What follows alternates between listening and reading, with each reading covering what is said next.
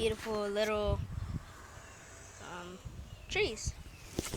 And then it's plants,